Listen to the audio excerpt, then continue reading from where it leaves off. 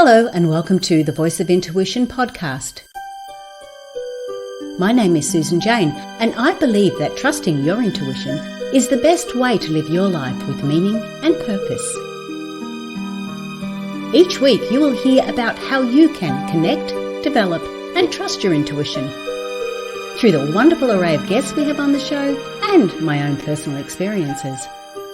Join me to understand how your intuition can guide you towards a life full of meaning and loving purpose.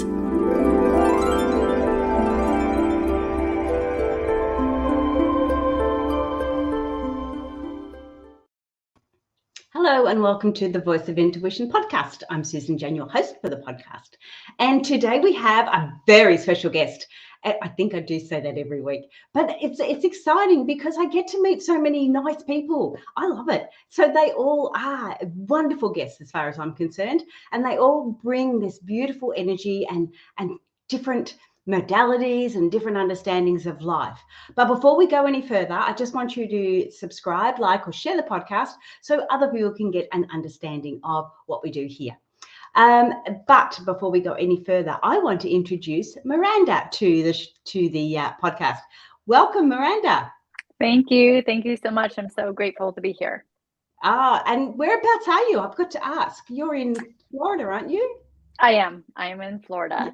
And of course, I'm on the Gold Coast. So worlds apart, but connected spiritually or energetically anyway. So it's all good.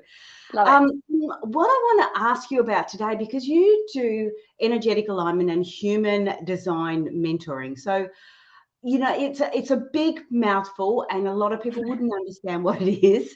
And so we want to get into that. But first of all, I want to know how you got into it. What led you up that path to human design mentor?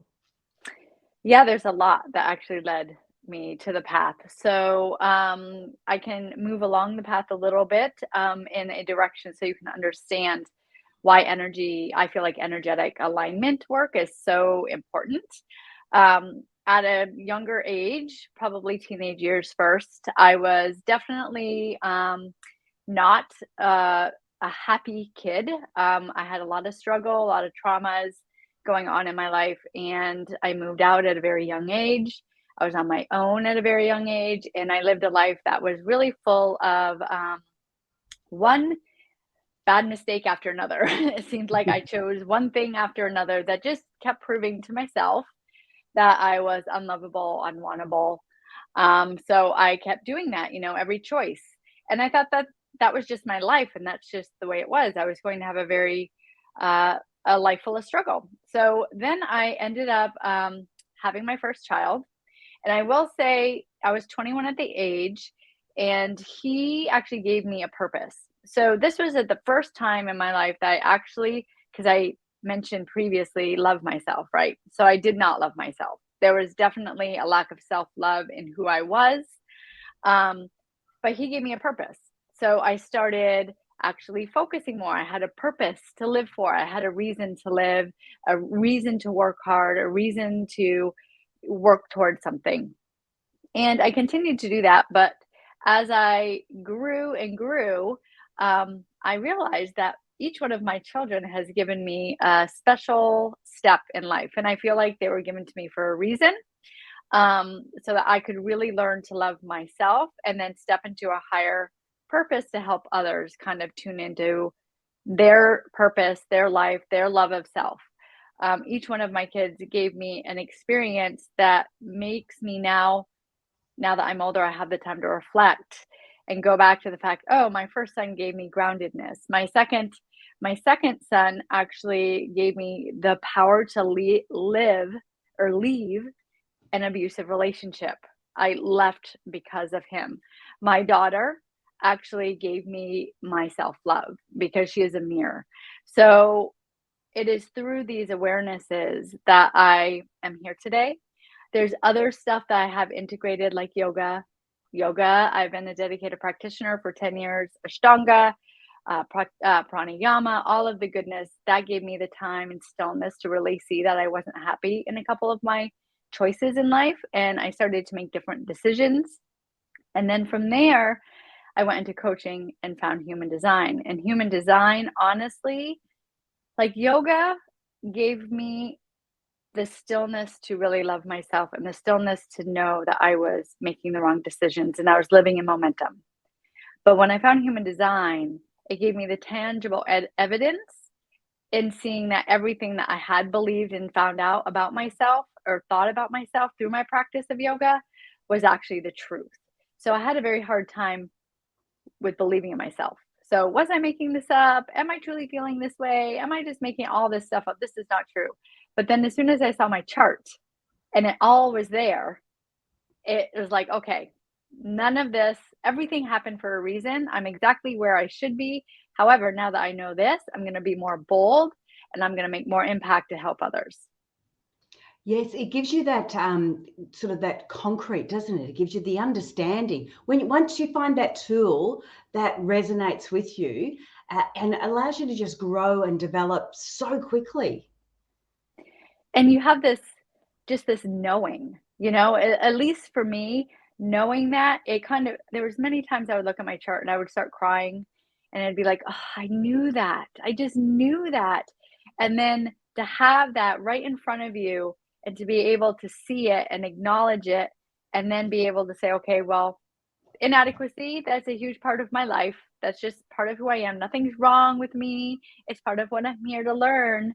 It gives you that bold action to be able to step away from that and not fear it so that you can really make the impact that you are here to make. Yeah. And also with the chart too, having a visual. So you've got something to look back, something to refer back to, something to something to refer back to really, because that's what it's all about, isn't it? Giving you that, just reminding you constantly, sort of go, well, have a look at the chart. What's happening there? Have a look at that. What's happening there? And with this chart, the human design chart, does that change? Is that like as we go through our life and things happen, does that change, or does it stay as this is you, this is your life? That's the beautiful thing. It does not change. It's the same regardless of where you're at in life. And that's when people ask me, what's the difference between this and other personality tests? That's the difference. The difference I feel with other personality tests that you do these questions, there's conditioning there. There's beliefs that you created about yourself from experiences. There's things that you think you should answer this way instead of that way. So it has conditioning. Whereas with this is an imprint of your energy, where you have consistent energy, where you have variable energy at the time of your birth. And then as you live through life, you create these beliefs and these experiences and these thoughts about yourself. But then you're able to reflect and go back to that chart and be like, you know what? Honestly, that belief about me morphing myself into different people every time around different people is because I have an open G center. I take in other people's identity. That's part of my gift. So nothing's wrong with me. I don't morph myself. It's because I didn't understand that I was taking in other people's identity and thinking it was myself. So what this chart does is it actually gives you the opportunity to let go of all that, to look at the chart and reconnect to who you truly were the day that you were born, the minute that you were born. Okay, so it works on the minute. So it works on your time of birth and areas like that. Is that where it gathers its data? Yes, it's the time of your birth, birth date, birth time, and birthplace. And then this beautiful chart comes out. A lot of people don't know what it's all about. And they're like, whoa, this is like, there's like half lines, whole lines, numbers. There's a lot of information. And the way that I teach it really is through a layering effect, because like I said, there's a lot of information. People can get overwhelmed with the information. But what happens when you have all the information, but none of the integration? None of the information works anyway, because you're not doing the work. So it's all about learning little things. Type in strategies first, learning the things, implementing into your body, implementing into your life, seeing how it shifts you. How are you responding? How are you feeling? and then moving deeper into like the archetypes of the planets and the lines and the hanging gates and the channels. There's a lot. So I just want to say a little bit of info, integration, and then go back to the chart, just like you had said about reflecting back and going back to the chart at different instances in life. Okay, so it's sort of when you're looking at that, like you say, you're getting so much information. So you're basically getting a life's worth of information, and it does get overwhelming. You do need to take it step by step, and you see a lot of these personality tests and different things like that on websites, and you can grab them all there. But like you say, you're gathering that theory, you're gathering the information, but you're not doing anything with it. You're not, because if there's too much, you get overwhelmed, so you're not going to do anything with it. Or if there's stuff there, you sort of just hold on to a little bit, but not necessarily go down deep and get a good understanding of it. Mm-hmm. Yes, definitely. Yeah. So when you're doing this, because what I want to get an understanding of, because you've turned around and said, get us out of your head and into the body, right? So Mm-hmm. we do up this chart. We have an understanding of the chart. Oh, and before I go any further, if you are interested in these charts, contact Miranda on her website, which is Miranda Mitchell .com. It's going down on the ticker tape if you're watching on the video.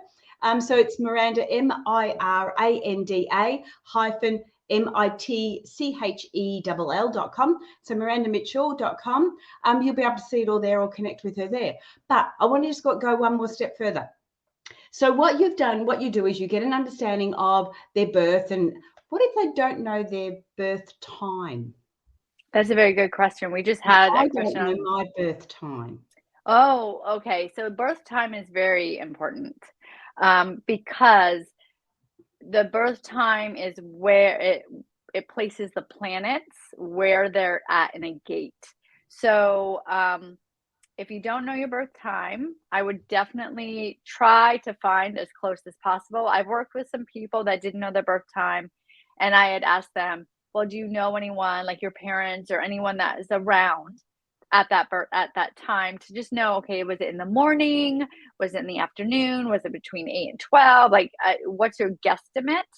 And then from there, you can actually run the chart every 15 minutes or so to see how much of the chart changes. Sometimes the chart doesn't change a lot, and sometimes it really does. So that is one way. You can also ask to get your birth certificate, a certified copy, and that sometimes has your birth time on it. So you can always go to that as well.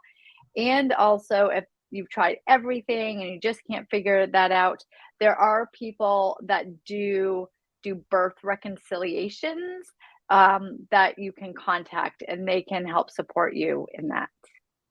Okay. All right. Because I know mine was in the morning, and I know I think it was after 8 in the morning. And I believe it was before 12, but I don't. Yeah, that would be all I know. And it's definitely not on my birth certificate. I am way too old to have anything like that on my birth certificate. I can assure you.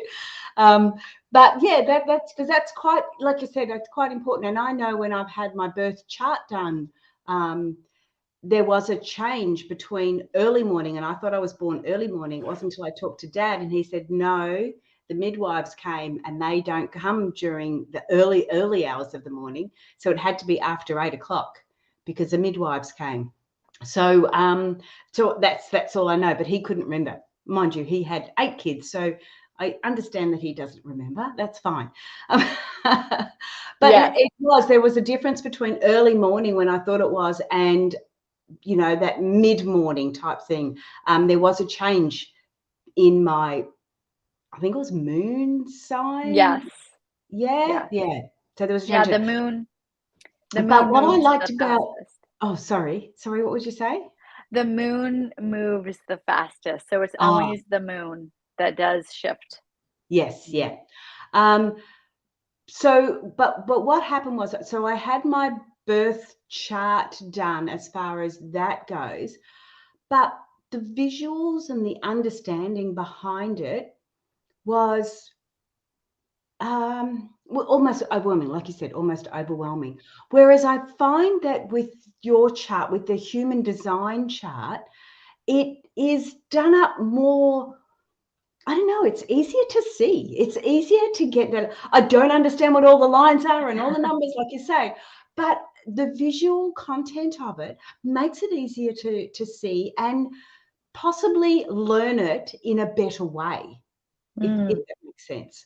I felt like with the chart, the birth chart, I couldn't look at it and make sense of it. I could read the different planets, alignments and stuff. I couldn't make sense of it.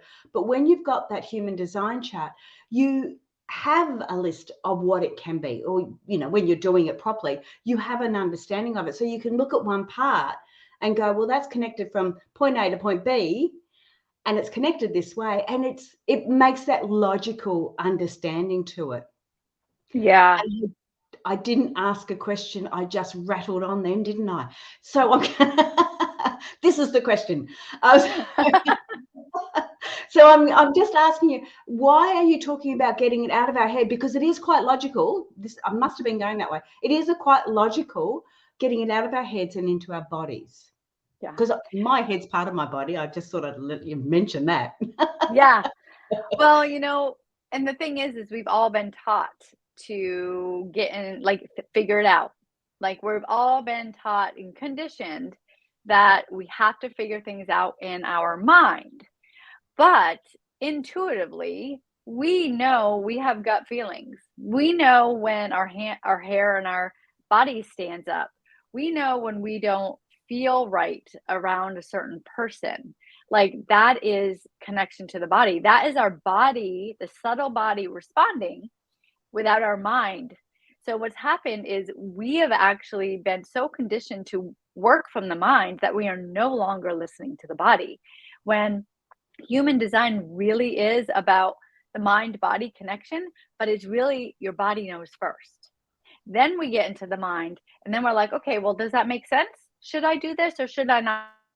So then we make a decision out of our head instead of the decision out of our body. Ah, okay. Hang on, because you went a little bit funny. The internet went a little bit funny then, so you sort of stopped Oh, and went, oh.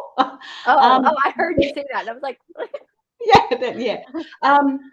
So, and I guess what we're looking at here is just the terminology behind it. So your mind is like your thinking area, and your body is more of your what you class as your feeling area.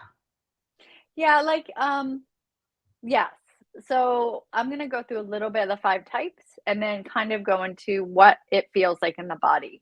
So there are 5 types in the human design.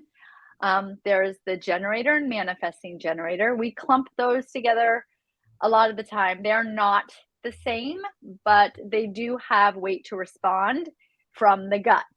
So we clump those together a lot. So for the manifesting generator and generator, the body responds as far as a gut response. You just know in your gut, you know. And I honestly I've become so in tune with it that I actually feel my gut kind of, like, I feel it. They squeeze, like when it's an no, I just can feel it. And when it's a yes, it's expansive. It's like excitement.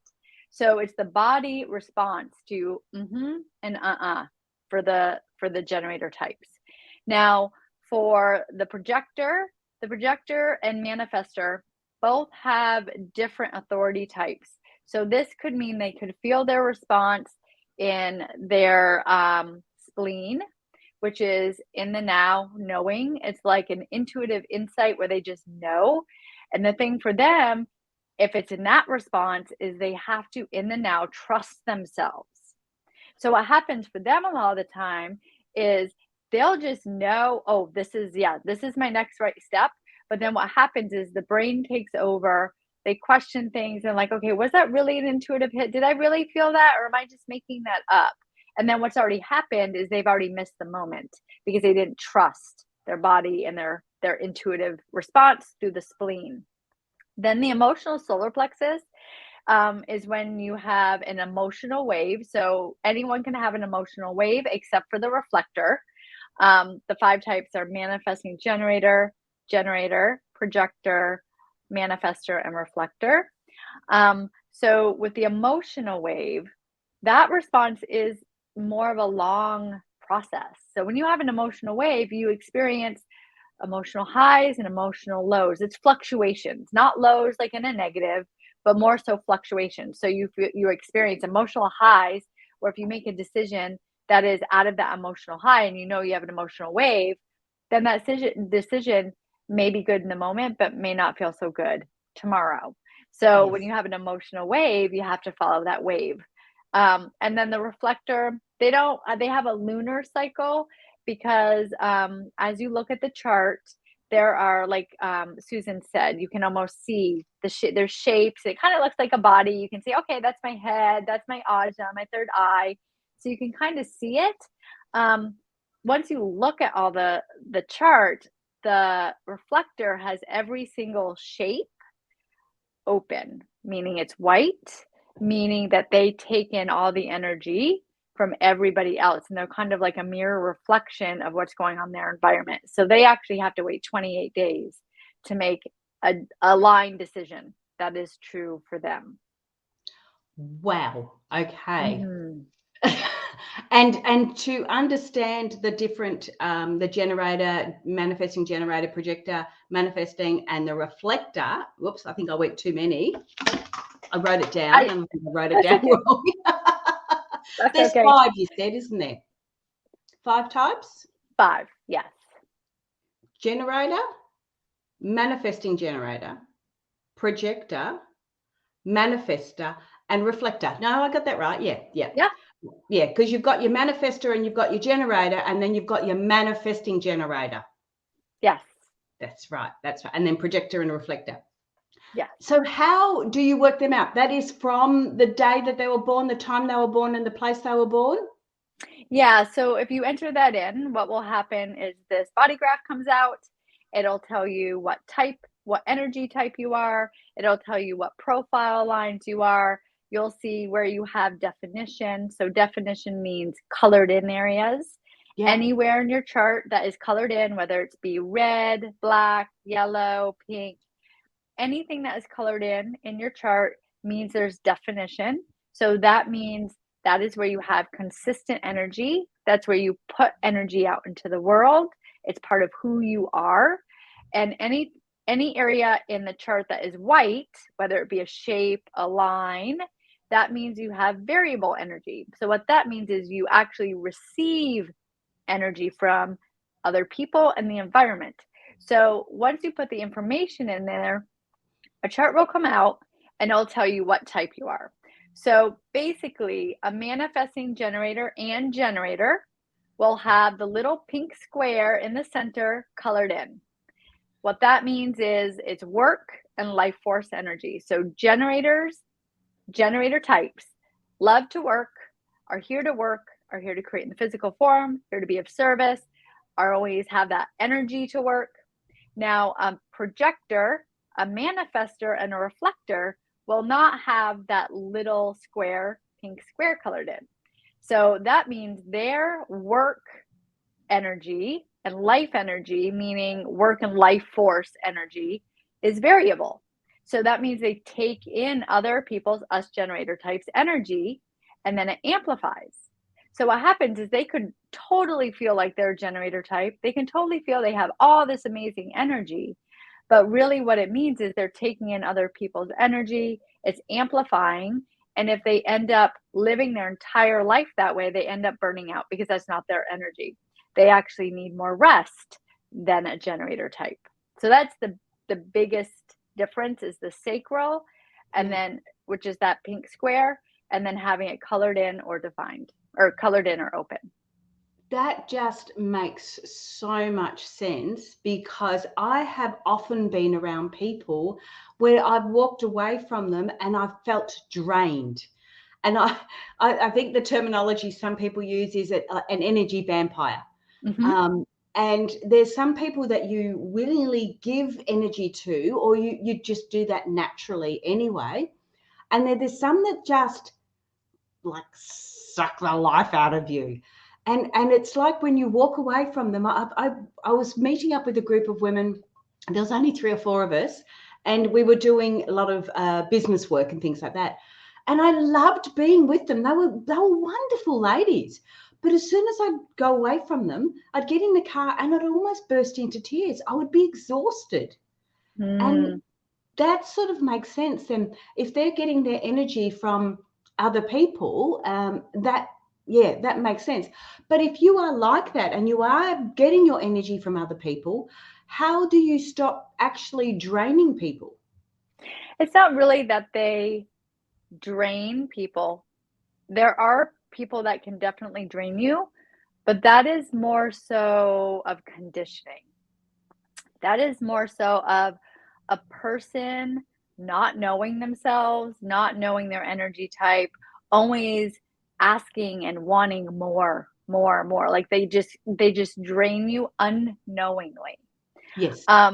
Now, if you have a sacral, like this is the pink square, you just have that work of life force energy, but you do get tired when you are around other people and constantly, let's say you have a 2-hour work session, right?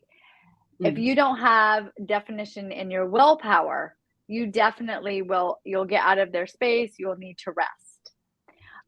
So there's different elements of the chart that this is where the fine tuning comes in. This is where learning about, okay, what do I have defined? What do I have open really comes in, because once you're aware of it, you can either protect yourself. Let's say you're a projector, okay? You don't have that sacral definition. So you go out in a coffee house and you take in people's energy, work and life force energy, and it amplifies and you get all this work done. You're feeling great, but then you need to go home and rest and you need to take a break and you need to get out of other people's energy. Because if you don't, then you'll be exhausted. Now, a generator type, if you give and give and give and give and give, and you don't rest, because just because you're a generator doesn't mean you don't need to rest. You still need to have downtime. There's many times I will work for a couple hours. I'll go lay down for 20 minutes. I'm exhausted. I'll just lay down flat for 20 minutes and then I'm good. It's like I just need to decompress whatever energy is there. So going deeper into the chart really gives you awareness of what is affecting you in certain ways around certain people. Yeah. Okay, that's really cool.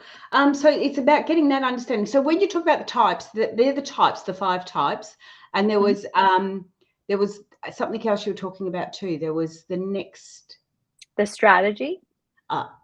Yes. Was that it? I think that was where we were going.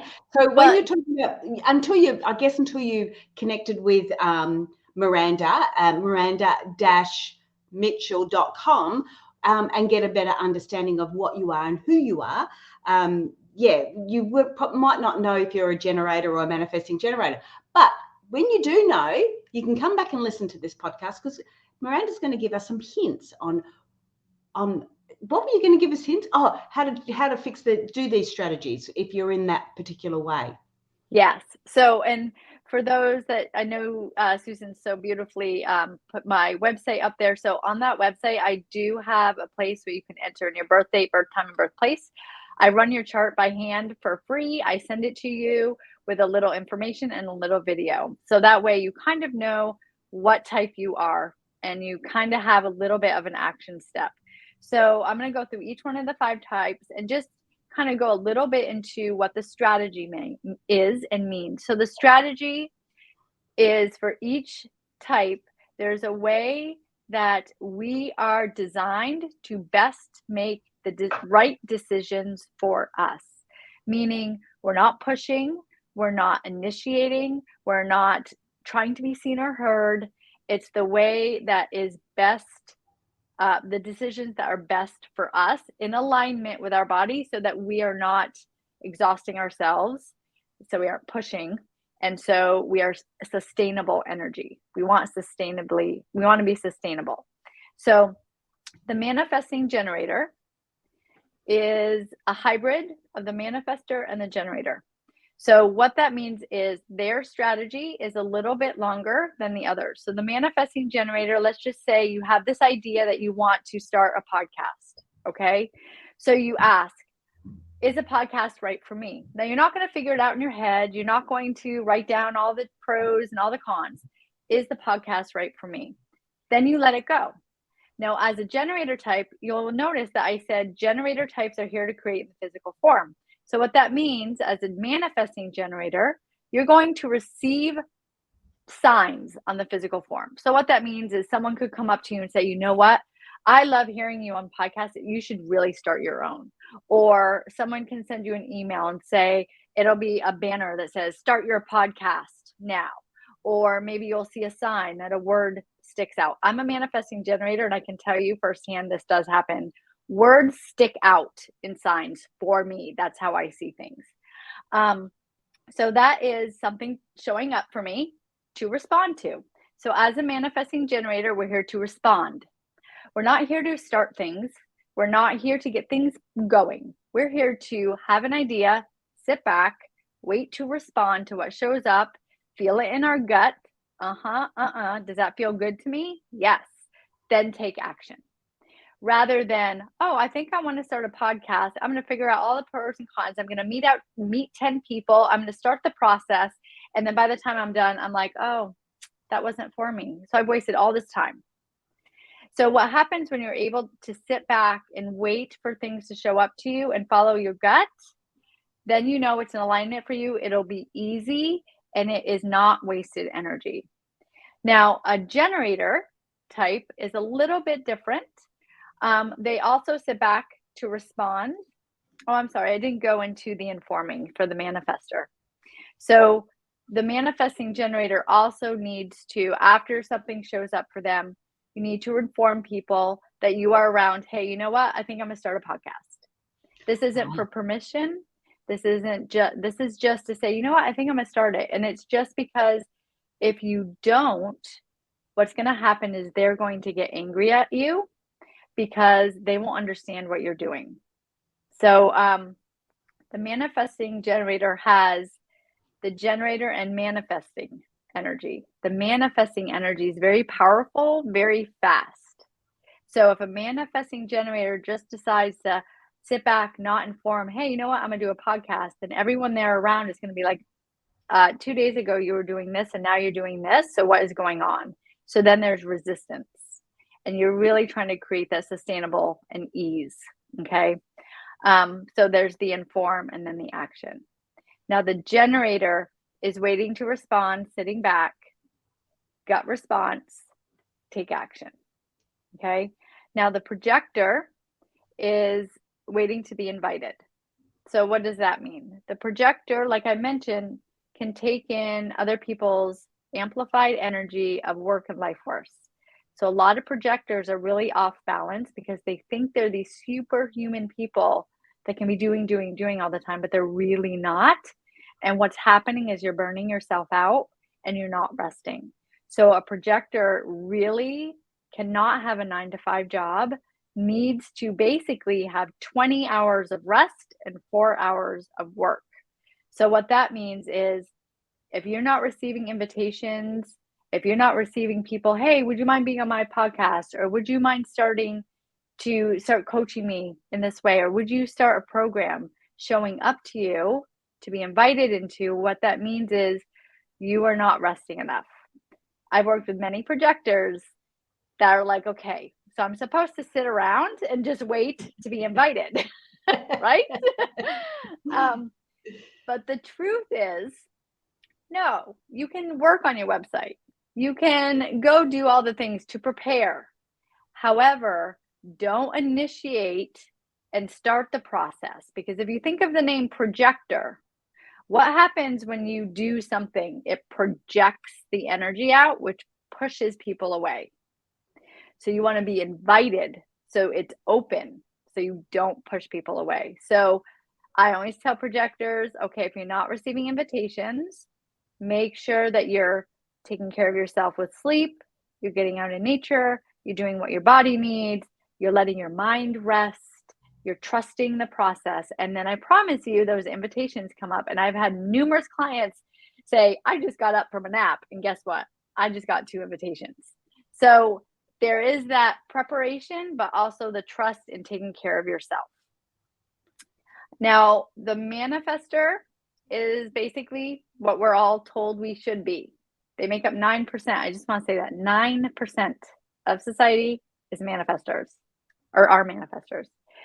They're the ones that receive those ideas and get to go start the process. They get to initiate things. They get to start things. But with them, what happens is a lot of times they don't want to finish. They want to get things started, but then they get bored or they want to move on. So for manifestors, it's very important for them to start the things and either have people support them in finishing, or know that, you know what, you may not finish things. You may just be the starter for things. They get the big, brilliant ideas. And then the reflectors, like I mentioned before, the barometers, they basically show us how society is doing wherever they're at. So if they're not thriving, they are not in a good environment. And it's important for them to follow their strategy, which is 28 days. And that is because it's a lunar cycle. So if you go into the chart, you'll see these little lines with these numbers, and those are gates. So what happens is the moon moves through each gate every 5 to 6 days. So with the reflector, what happens is each gate will get defined with the movement of the moon. So that they know that they're making the right decision, they have to wait 28 days, because that's the whole process of each gate activation that they then can say, yes, this is right for me, and it will feel good for me always. Wow, that was a lot of information. I'm taking notes, and it's like, oh, wow. Now I've got to jump onto your website, which is, again, Miranda Mitchell.com. I'm going to jump on the website and get my chart again. I've had it done before, but I feel I did an early morning. I'm going to have to guess my time, and I'm just going to put down 10 o'clock in the morning or 9 o'clock in the morning. I'm just going to have to guess that. But I feel that that'll be close enough for it. But when you're going through all those, what is probably you said 9% for the manifestors. What is the most popular one out of all of it? Is it the manifesting generator? So the generator, actually, but the manifesting generator and generator are pretty close. So the generator is 37% of society. Yeah. The manifesting generator is 33%. The projector is 20%. Manifestor is 9%, and the reflector is 1%. Oh, okay. So 1%, yeah. Yeah. So very rare for a reflector to know a reflector. And I just want to put emphasis on that. So I mentioned the sacral energy, work and life force, that pink box. So the manifesting generator and generator have that colored in. That's work and life force energy. It's 70% of society. So we are all having this work and life force energy. Now the projector, the reflector, and the manifestor have that open. So they're taking all that in. So that means you guys definitely need to have some alone time to let that energy release. Very important. Sorry, Miranda, when you say they're taking all that energy in, what actually does that mean in the contents that you're talking about?